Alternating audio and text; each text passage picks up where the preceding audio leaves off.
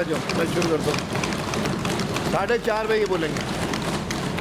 अध्यक्ष जी, आपका बहुत बहुत आभार कि बजट 2024-25 पर आपने मुझे बोलने का अवसर दिया।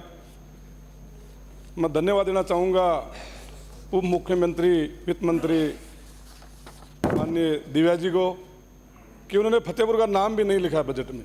कम से कम नाम तो लिख देती मैडम एक फतेहपुर का, कि फतेहपुर भी राजस्थान में आता है, सीकर जिले में आता है, तो मुझे गर्व होता कि मेरे फतेहपुर का नाम बजट में लिखा गया है। फिर भी धन्यवाद कि आपने बजट पेश किया। अब मेरा निवेदन इतना ही रहेगा कि माननीय मुख्यमंत्री जी भी आ चुके हैं, मुख्यमंत्री जी नमस्कार, कि जो काम पिछले 5 सालों में हमने बजट में करवाए थे, जो पिछले 5 सालों के अंदर या लास्ट बजट में, वो काम बराए मेहरबानी काम चालू हैं। वर्तमान में काम जो घोषणा हुई थी सारे के सारे काम चालू हैं, एक भी काम सारे चालू हैं वो पूरे कर देना। अरे सुन लो, अरे सुन लो, सुन लो, अरे लास्ट 4 मिनट बोलने दो। सुन लो,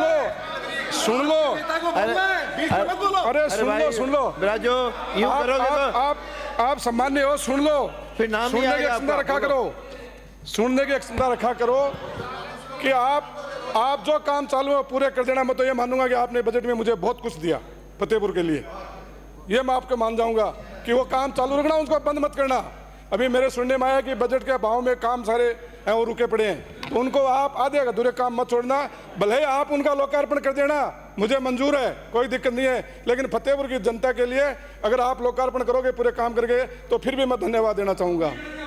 माननीय अध्यक्ष महोदय, मैं आपके माध्यम से बताना चाहूँगा, हमारी पूर्व मुख्यमंत्री वसुंधरा जी जब मुख्यमंत्री थी, फतेहपुर गई अपने दौरे पर, वहाँ के विद्यार्थियों ने मिलकर के मांग की कि माननीय मुख्यमंत्री महोदय, बहुत सालों से हमारी मांग है कि फतेहपुर के अंदर एक महाविद्यालय खोला जाए।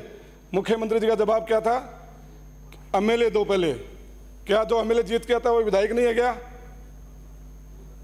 लेकिन मैं धन्यवाद देना चाहूँगा माननीय पूर्व मुख्यमंत्री अशोक जी गहलोत का कि उन्होंने एक नहीं, मेरे कहने पर 2 महाविद्यालय खोले फतेहपुर के अंदर, और आज वो संचालित हैं और 1300 से ज़्यादा बच्चे उसमें पढ़ रहे हैं, और उनके भवनों का भी काम चालू है, और उनके एक का तो भवन बन के तैयार है, भामा साहब ने बना दिया, उनको धन्यवाद देना चाहूँगा। एक का काम चालू है। अरे सुन लो पहले यार, सुनने की क्षमता रखो, सुनने की क्षमता रखो। और आपने अगर एक हैंडपंप भी खुदाया फतेहपुर में, या एक हैंडपंप की घोषणा की है इन 6-7 महीनों में, तो आप मुझे बता दो कि फतेहपुर में वहाँ एक हैंडपंप भी खुदवाया है। इसलिए आपको मैं कहना चाहूँगा, ज़्यादा नहीं बोल कहते हुए माननीय मुख्यमंत्री ने 5 मिनट दिए। मैं माननीय आप ही पीडब्ल्यूडी मंत्री हैं, आप ही वित्त मंत्री हैं, मुख्यमंत्री जी भी आ चुके, बराए मेहरबानी होगी अगर रिप्लाई में आप नाम ले दोगी तो, कि 2-3 सड़कें हैं बहुत एक्सटीग्रेट हैं, वही बची हैं, बाकी पिछले 5 सालों में हमने सब बना दी।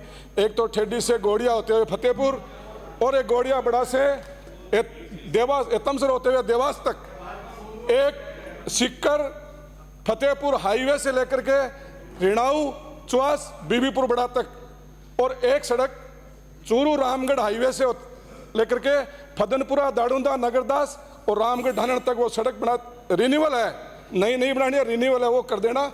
मैं आपका धन्यवाद ज्ञापित करूंगा। अध्यक्ष महोदय, एक मेरी सदन के लिए निवेदन है, चाहे पक्ष हो चाहे विपक्ष हो, अगर कोई गलत बात हो उस पर गलत बताओ उसको कि आप गलत बोल रहे हो, आप गलत आंकड़े पेश कर रहे हो।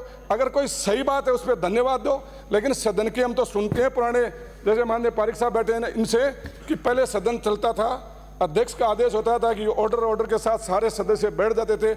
आज क्या हो रहा है, चाहे विपक्ष के हो चाहे पक्ष के हो, तो इसलिए उसका भी थोड़ा ध्यान रखा जाए।